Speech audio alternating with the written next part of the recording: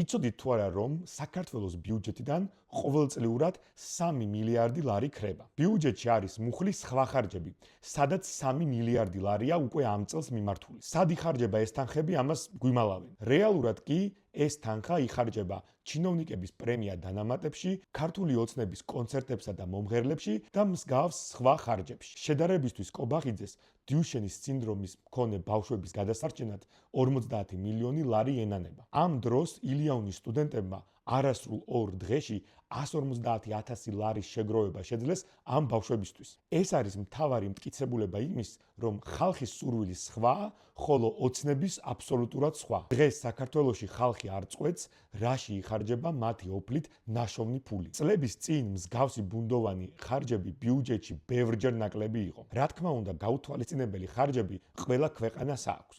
თუმცა შედარებისთვის საფრანგეთში და გერმანიაში ეს მაჩვენებელი ბიუჯეტის 2-3%-ია, საქართველოში დღეს კი 11. ეს არ არის ნორმალური ეკონომიკა. ეს არის სისტემა, რომელიც ხალხის ჯიბიდან იკვებება. გამოსავალი მხოლოდ გამჭვირვალობა არ არის. გამოსავალი ხარჯების ფუნდამენტალურ ოპტიმიზაციაშია. ეს 3 მილიარდი უნდა მიიმართოს იქ, სადაც ქვეყნის მომავალი წყდება. მაგალითად, თავდაცვაში და ჯარში.